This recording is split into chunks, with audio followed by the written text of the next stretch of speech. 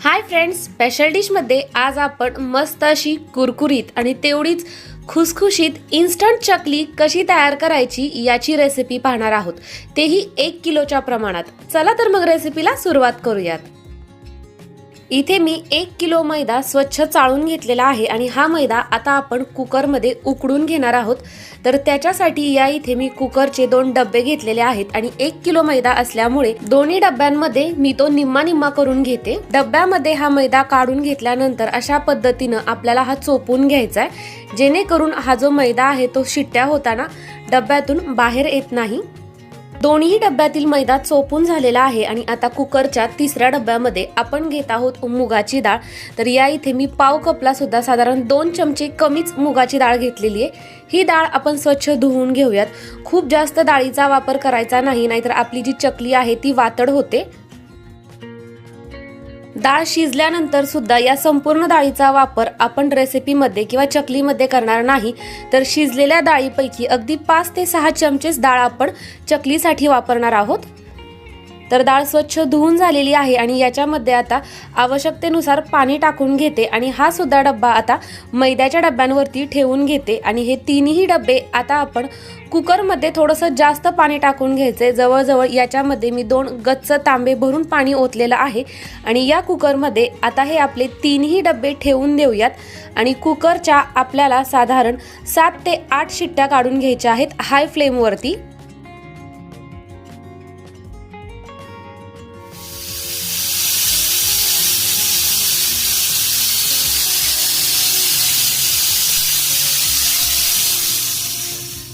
कुकरच्या 8 शिट्ट्या झाल्यानंतर मी कुकर पूर्णपणे थंड करून घेतलेला आहे आणि या इथे आपली डाळ त्याचबरोबर आपला जो मैदा आहे तो व्यवस्थित असा वाफरला गेलेला आहे। तर मैद्याच्या वरची ही जी लेयर असते ती आपल्याला काढून घ्यायची।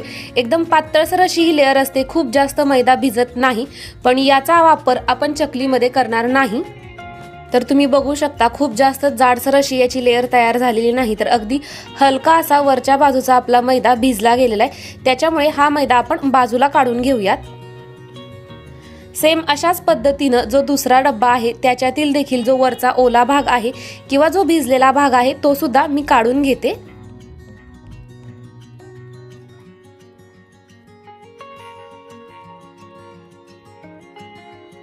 दोन्ही डब्यांमधील वरचा ओला मैदा काढून झालेला आहे। याच्यानंतर आता एका मोठ्या परातीमध्ये हा मैदा मी काढून घेते। तर तुम्ही बघू शकता अशा पद्धतीने ह्याचा एक कडक गोळा तयार होतो, म्हणजेच आपला जो मैदा आहे तो व्यवस्थित असा वाफरला गेलेला आहे। तर याच्यावरती सुद्धा जो थोडासा ओला भाग होता तो मी काढून घेतलेला आहे आणि हा मैदा आता आपल्याला अशा पद्धतीने मोकळा करून घ्यायचा आहे।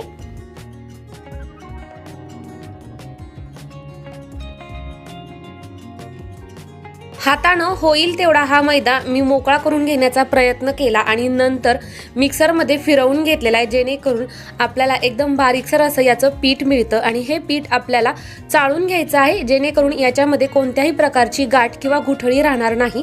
तर सगळा मैदा जो आहे तो मी चाळून घेतलेला आहे आणि आता एका मिक्सरच्या भांड्यामध्ये एक अख्खी लसणाची कुडी मी सोलून घेतलेली होती ती टाकून घेऊयात। 1.5 चमचे ओवा,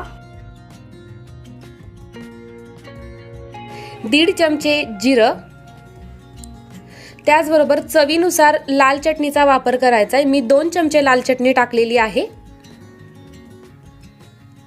आणि याच मिक्सरच्या भांड्यामध्ये मी मीठ सुद्धा टाकून घेतलेले। हवं असल्यास तुम्ही मैद्यामध्ये मीठ टाकलं तरीही चालेल। तर हे सगळं मी मिक्सरला फिरवून घेते। आता आपण चकलीचं पीठ मळायला घेऊयात। तर सगळ्यात अगोदर या पिठामध्ये जसं की मी तुम्हाला सुरुवातीला म्हटलं होतं, एक 5 ते 6 चमचे डाळ टाकून घेऊयात। तर तुम्ही बघू शकता एवढी डाळ मी शिल्लक ठेवलेली आहे आणि याच्यामध्येच आता आपण टाकणार आहोत 4 चमचे तीळ। तर या इथे मी पांढरे तीळ वापरलेले आणि हे तीळ कच्चेच वापरायचे, भाजायचे वगैरे काही नाही। आणि ज्या मिक्सरच्या भांड्यामध्ये आपण सगळा मसाला बारीक केलेला होता तो मसाला आपण याच्यामध्ये टाकून घेऊयात। हे सगळं पीठ आता आपण व्यवस्थितपणे एकजीव करून घेऊयात आणि नॉर्मल पाण्याचा वापर करून याचा आपण गोळा मळून घ्यायचा आहे। तर चकलीच्या पिठाचा गोळा मळताना खूप जास्त सैलसर अशा पद्धतीचा मळायचा नाही, नाहीतर आपली जी चकली आहे त्याला मस्त असे काटे येत नाहीत। तर या इथे तुम्ही बघू शकता आपल्या पिठाचा गोळा किंवा आपल्या चकलीचा गोळा मळून तयार झालेला आहे आणि याची कन्सिस्टन्सी ही तुम्ही बघू शकता, थोडासा घट्टसर अशाच पद्धतीचा हा गोळा मी मळून घेतलेला आहे। तर आता आपण चकल्या तयार करायला घेऊया। तर चकली तयार करण्यासाठी सगळ्यात अगोदर ती एखाद्या पेपरवरती किंवा एखाद्या प्लेटमध्ये करून घ्यावी लागते आणि नंतर तेलात सोडावी लागते। तर त्यासाठी इथे मी ऑडीचा इकोबेक हा पेपर घेतलेला आहे आणि या पेपरचे मी 4 भाग करणार आहे, जेणेकरून त्याच्यावरती चकली सोडणं आणि नंतर ती चकली तेलामध्ये सोडणं जास्त सोपं जातं।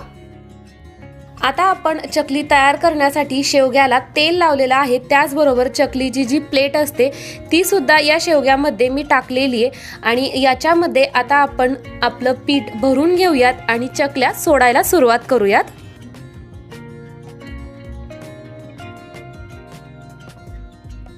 तर ह्या चकल्या आता मी या पेपरवरती अशा पद्धतीनं तयार करून घेते।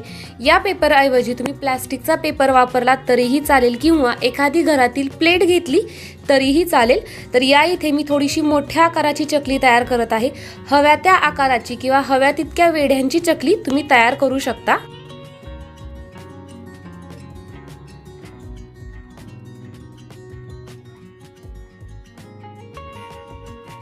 आपली ही इतर तयारी होईपर्यंत मी कढईमध्ये तेल गरम होण्यासाठी ठेवलेलं होतं आणि तेल गरम झाल्यानंतर आता या तयार केलेल्या चकल्या आपण तेलामध्ये अशा पद्धतीनं टाकून घेऊयात।